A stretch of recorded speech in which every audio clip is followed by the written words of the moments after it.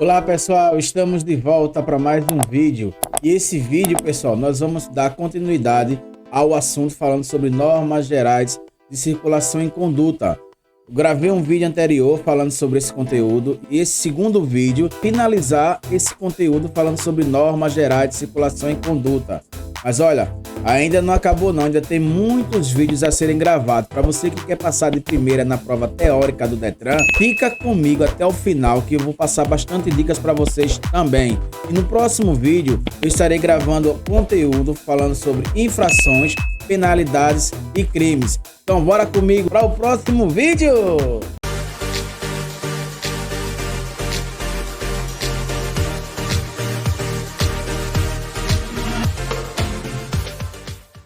Olá pessoal, estamos de volta! No vídeo anterior eu deixei gravado até o artigo 41 do CTB. Se você é novo aqui no canal e não assistiu os outros vídeos, vou deixar o card aqui em cima, pessoal, para que vocês possam clicar e acompanhar o resto do conteúdo, certo? Aqui é uma continuação do assunto falando sobre normas gerais de circulação e conduta. E já no artigo 42 fala o seguinte, ó: nenhum condutor deverá frear bruscamente seu veículo, salvo por razões de segurança. Como vocês estão vendo aí no vídeo, existe uma penalidade aplicada aos condutores que desrespeitam essas regras. Lá no artigo 175 do CTB, determina que utilizar-se de veículo para demonstrar ou exibir manobras perigosas mediante arrancada brusca, derrapagens ou frenagens com deslizamento ou arrastamento de pneus é considerado infração gravíssima e essa infração é multiplicada por 10 e ainda vem com uma penalidade de suspensão do direito de dirigir e uma medida administrativa que é recolhimento do documento de habilitação e remoção do veículo. Além do mais, pessoal, o condutor que cometer essa infração novamente, o valor vai ser cobrado em dobro. Vamos para o próximo. No artigo 44, determina que, ao se aproximar-se de qualquer tipo de cruzamento, o condutor do veículo deve demonstrar prudência especial, transitando em velocidade moderada, de forma que possa deter seu veículo com segurança, para dar passagens a pedestres e a veículos que tenham o direito de preferência. Pessoal, para vocês terem uma ideia, um terço dos acidentes que acontecem nas vias de trânsito, principalmente aqui no Brasil, são em cruzamentos. Muitos condutores desrespeitam essas regras de que tem que reduzir a velocidade antes mesmo de transpor esse cruzamento ou interseção. Artigo 45 do CTB. Mesmo que a indicação luminosa do semáforo lhe seja favorável, nenhum condutor pode entrar em uma interseção se houver possibilidade de ser obrigado a imobilizar o veículo na área de cruzamento, obstruindo ou impedindo a passagem de trânsito transversal. Pessoal, também existem penalidades aplicadas aos condutores que fecham o cruzamento, como vocês estão vendo aí. É muito comum também acontecer esse tipo de situação em várias vias brasileiras e existem penalidades também aplicadas. Eu vou passar para vocês no próximo vídeo quais são as penalidades aplicadas, aos condutores que desrespeitam essas regras. E neste vídeo eu estou falando sobre as normas gerais de circulação e conduta. No próximo eu vou falar sobre infrações, penalidades e crimes de trânsito e sinalização também, pessoal. Vamos para o próximo artigo. No artigo 46, determina que, sempre que for necessária a imobilização temporária de um veículo no leito viário, em situação de emergência, deverá ser providenciada a imediata sinalização de advertência de forma estabelecida pelo CONTRAN. Bom, pessoal, mais uma vez falando sobre sinalização. No vídeo anterior falei bastante também sobre essa sinalização e neste vídeo também determina que mesmo que o veículo esteja em impedimento, isso significa o quê? Impedimento absoluto, né? Tem que fazer a sinalização, conforme estabelecida pelo CONTRAN. E esse tipo de sinalização eu vou postar para vocês também nos próximos vídeos. Definição. Bom, eu vou postar para vocês quais são as definições do que é parar. Parar é imobilizar o veículo por tempo necessário ao embarque e desembarque de passageiros. E estacionar é a imobilização do veículo por tempo superior ao necessário para o embarque e desembarque de passageiros.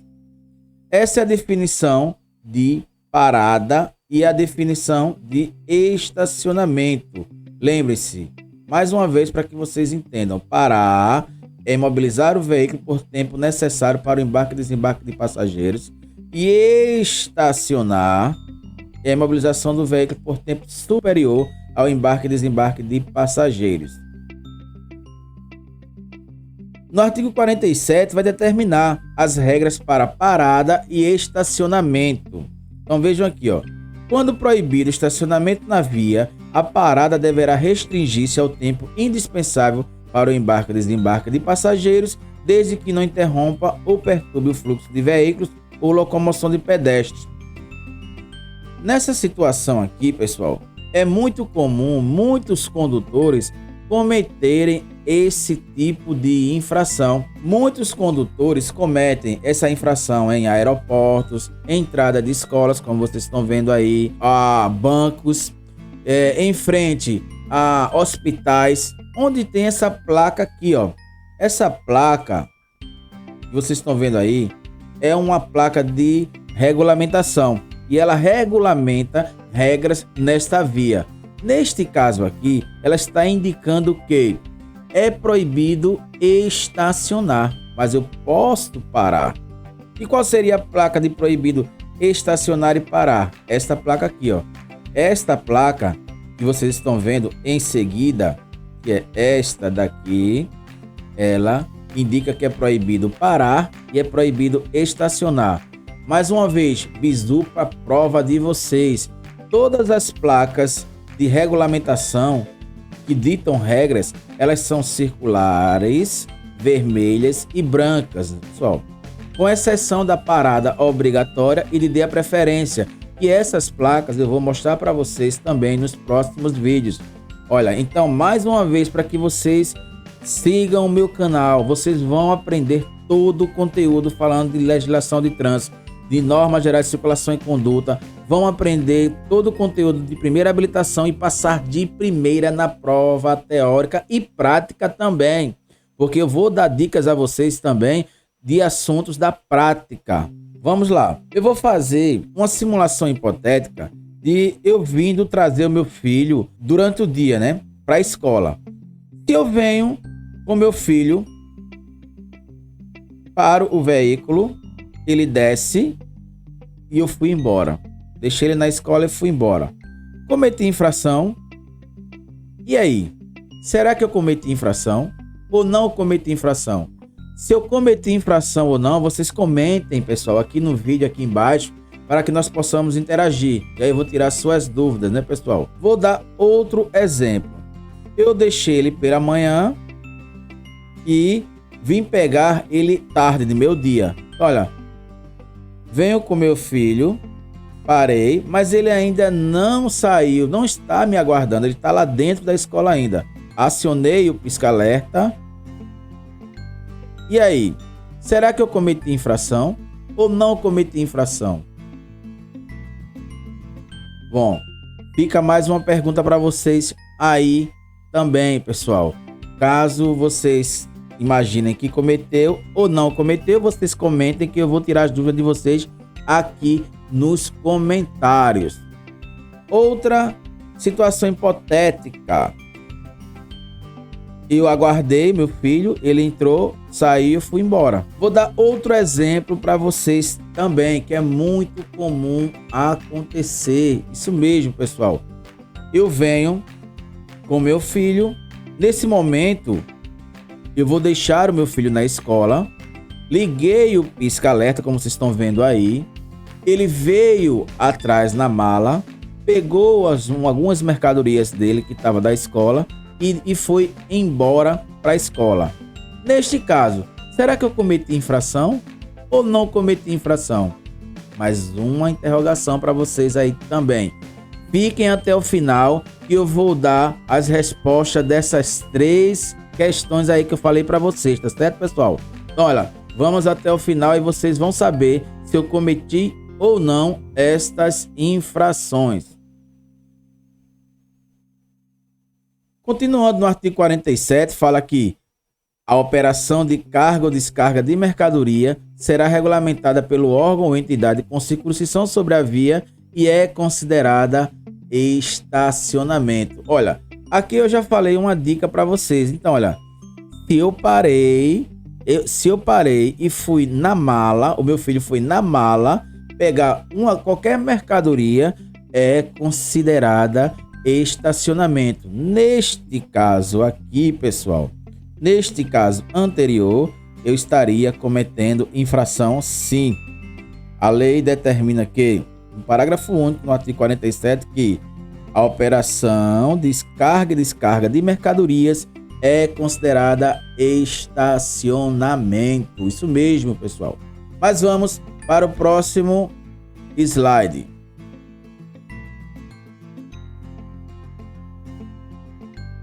Artigo 48.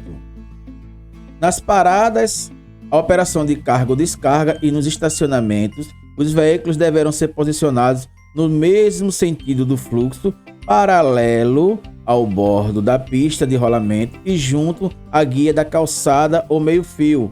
Dessa mesma forma que esses veículos estão estacionados aqui, ó, para descarga e descarga, né? Carga e descarga de mercadorias.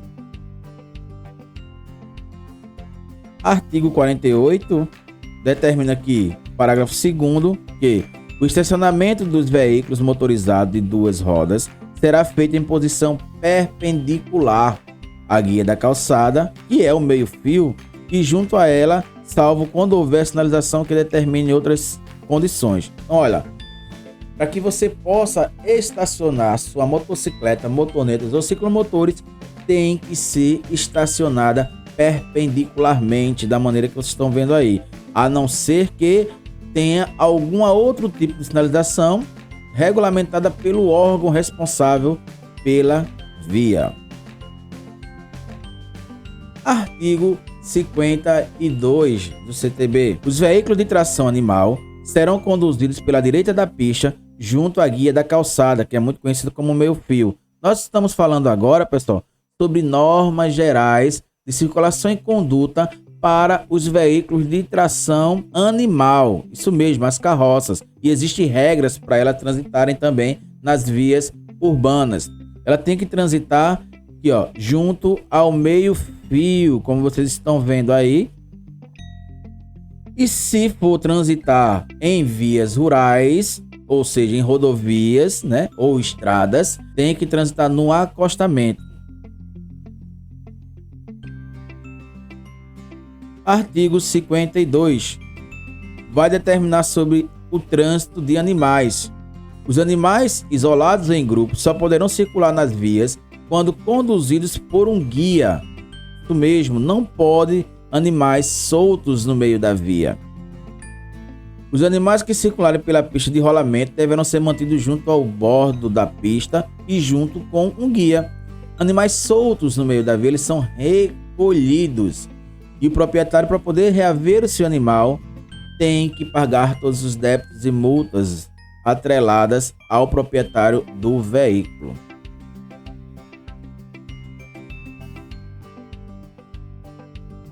Os condutores e passageiros de motocicletas, motonetas e ciclomotores só poderão circular na via utilizando capacete com viseira ou óculos de proteção, segurando o guidão com as 2 mãos e vestuário de proteção de acordo com as especificações do CONTRAN. Então são essas regras, pessoal. Mas, professor, que vestuário seria esse? Bom, até agora o CONTRAN não publicou ainda qual tipo de vestuário seria. Então não está regulamentado, mas a lei determina que teria que ser usado. Então, enquanto o CONTRAN não publica, não se é cobrado. mas para fins teóricos são essas as exigências conforme o artigo 54 do CTB para os condutores de passageiros de motocicletas, motonetas e ciclomotores circularem nas vias. Os passageiros de motocicletas, motonetas e ciclomotores só poderão ser transportados. Eu falei para vocês dos condutores e agora estou falando para vocês dos passageiros. Determina que tem que ser transportados em sidecar, que é o carro lateral, como vocês estão vendo aí, ou assento suplementar, que é atrás do condutor. Artigo 57 do CTB. No artigo 57, determina que os ciclomotores, como vocês estão vendo aqui, devem ser conduzidos no centro da faixa mais à direita da pista. E é proibido o trânsito de ciclomotores nas vias de trânsito rápido e rodovias.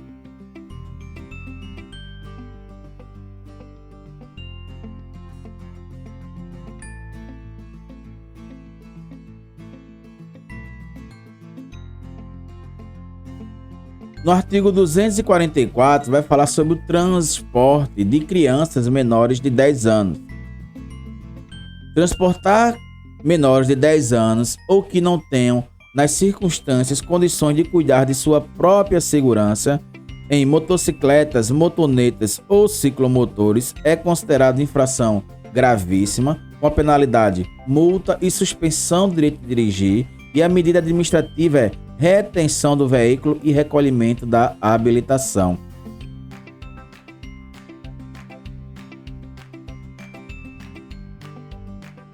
E passei para vocês as regras para o transporte de crianças em motocicletas, motonetas e ciclomotores.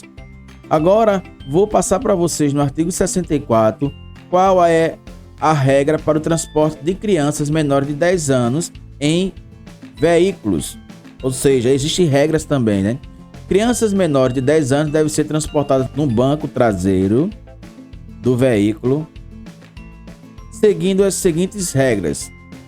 As crianças com idade inferior a 10 anos e que não tenham atingido 1,45 m de altura devem ser transportadas no banco traseiro em dispositivo de retenção adequados para cada idade, peso e altura, salvo exceções relacionadas e tipos específicos de veículos regulamentados pelo CONTRAN.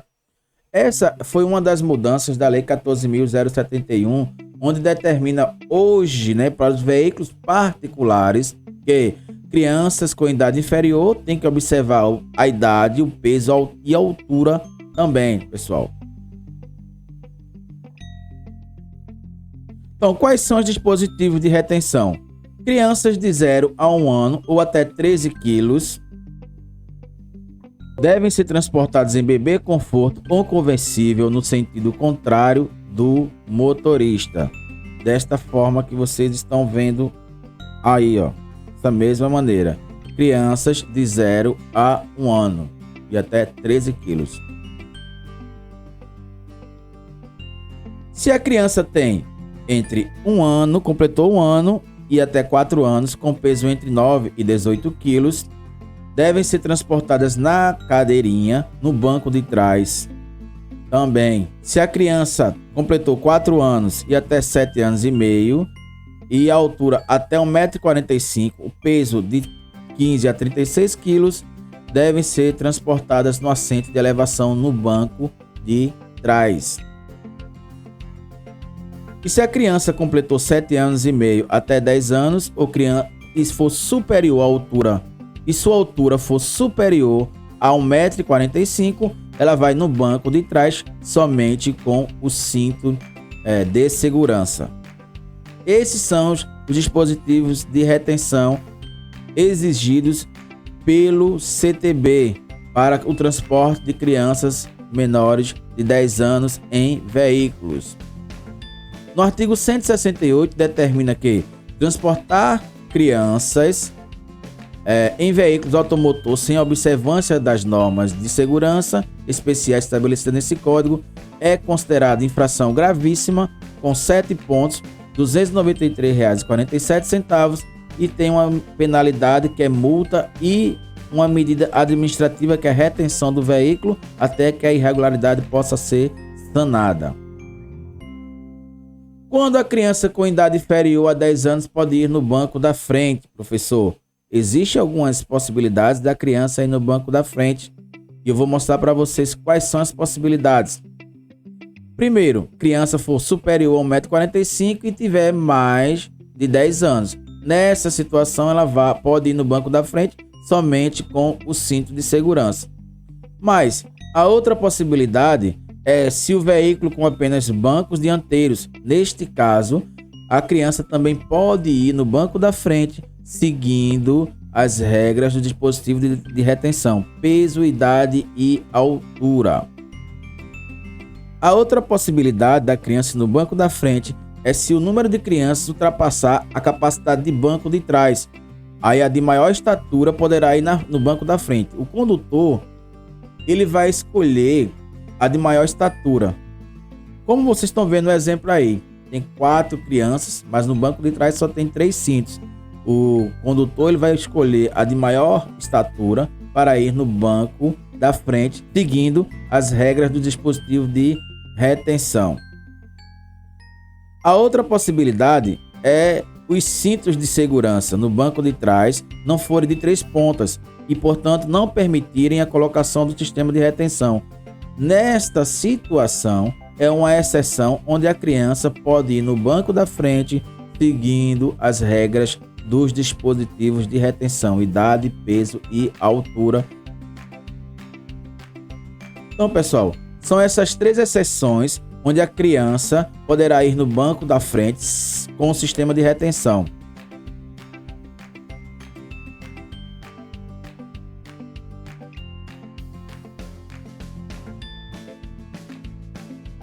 O uso do sistema de retenção no transporte de crianças com até 7 anos e meio de idade, bebê conforto, cadeirinha, assento de elevação, de acordo com o Código de Trânsito Brasileiro, não é obrigatório para todos os veículos automotores.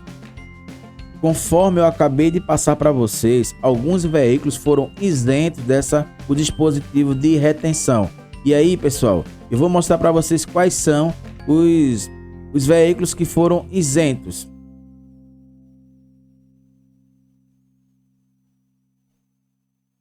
Quais veículos não é obrigatório o sistema de retenção?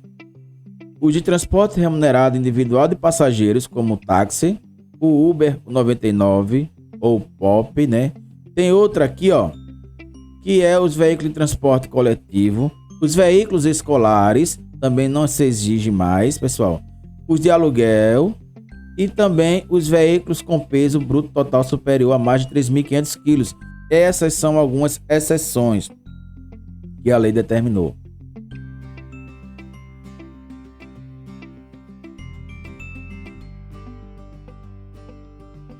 Vocês estão vendo aí no artigo 65 que determina que é obrigatório o uso do cinto de segurança para condutor e passageiros em todas as vias de todo o território nacional. Isso mesmo, como vocês estão vendo, é obrigatório, não tem exceção, sem nenhuma exceção, salvo, como está falando aqui, as exceções regulamentadas pelo CONTRAN, mas até agora as únicas exceções são essas que o CONTRAN ainda não publicou, né? Então, olha, no artigo 167 determina que deixar o condutor ou passageiro de usar o cinto de segurança conforme previsto no artigo 65 é considerado infração grave, com penalidade multa e uma medida administrativa que é a retenção do veículo até a colocação do cinto pelo infrator. Artigo 58 determina que nas vias urbanas e nas vias rurais de pista dupla, a circulação das bicicletas deverá ocorrer.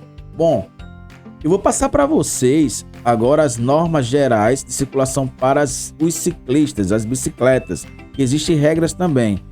As bicicletas, ela tem que transitar nas ciclofaixas. Como vocês estão vendo aí, pessoal, a definição de ciclofaixas é uma faixa que justamente delimita o trânsito de ciclistas na própria faixa da via, né? Já a ciclovia é uma via que é separada da faixa, ou seja, da pista, né? Ela é separada. A diferença de ciclofaixa, que é uma faixa dentro da faixa de rolamento, onde os veículos transitam. E a ciclovia é uma via separada da pista, uma faixa específica para o ciclista separada da pista. Então essa é a diferença de ciclofaixas e ciclovias, mas todas elas é específica para o trânsito de ciclistas, né?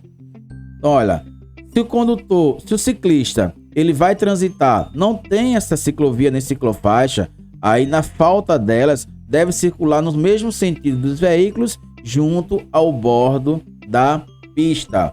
Bom, pessoal, vou mostrar aqui para vocês na caneta aqui, ó, esse espaçozinho aqui onde vocês estão vendo o ciclista transitando. Esse espaço é chamado de bordo da pista, onde vocês estão vendo aqui, ó, bordo da pista.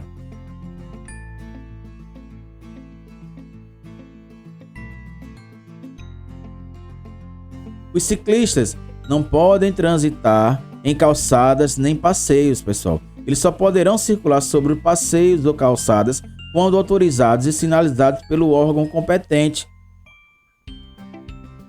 E os condutores devem manter uma distância lateral de 1,5 m ao passar por ciclistas. E o ciclista empurrando a bicicleta equipara-se ao pedestre em direitos e deveres.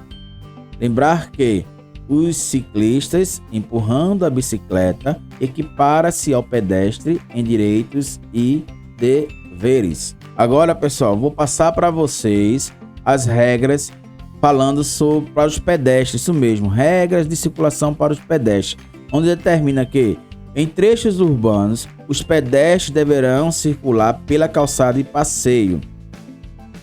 Se não tiver calçada de passeio, eles vão transitar em fila pelo bordo da pista quando não existir nem calçada e nem passeio, como vocês estão vendo aí.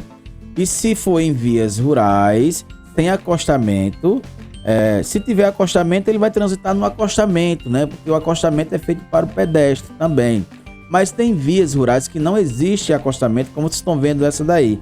Neste caso, ele pode transitar também em fila pelo bordo da via, só que do sentido contrário, como vocês estão observando nessa imagem. Artigo 69 vai falar, continuando falando sobre as regras para o pedestre, que determina que os pedestres, ao circularem pelas vias, devem, quando for atravessar, tem que atravessar perpendicularmente, isso mesmo, ou então na faixa de pedestre, como vocês estão vendo aí, pode ser na diagonal.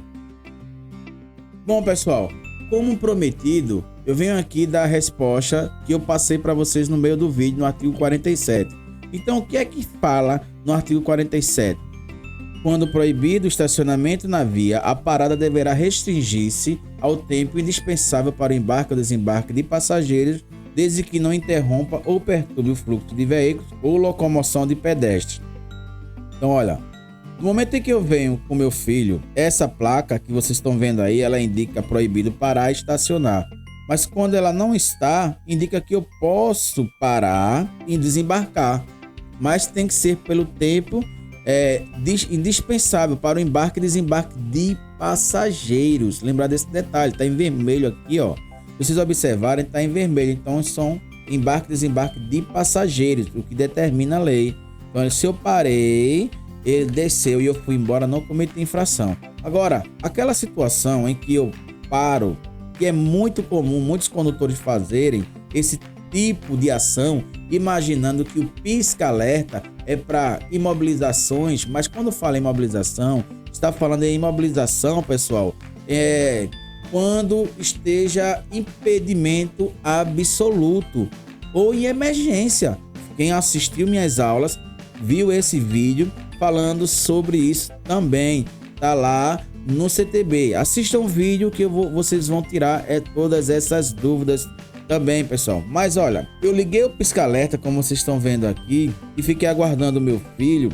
Enquanto ele sai da escola, estaria cometendo infração também, porque estava pelo tempo superior. Neste caso, configura-se estacionamento. Já na outra hipótese que eu falei para vocês, se meu filho vier abrir a mala para poder pegar alguma coisa, no artigo 47, parágrafo 1º, também determina que é estacionamento. Isso mesmo. Então, ó, várias possibilidades de muitos condutores cometerem infração de trânsito. Ainda existe mais, pessoal. Vocês observarem o que o texto da lei determina que, desde que não interrompa ou perturbe o fluxo de veículos ou locomoção de pedestre, para poder parar, mesmo que seja para parar, e tem que estar numa via que não esteja muito fluxo de pedestre, porque se estiver em uma via que esteja muito fluxo de pedestre ou de outros veículos, está atrapalhando a circulação e está cometendo infração de trânsito também, conforme o artigo 47 do CTB. E aí, pessoal, gostou do vídeo? Espero ter tirado bastante dúvidas de vocês, pessoal. Então, olha, não deixa de me seguir, dá aquele joinha, se inscreve no canal mais uma vez, estamos pedindo aqui, né? E vamos para o próximo vídeo!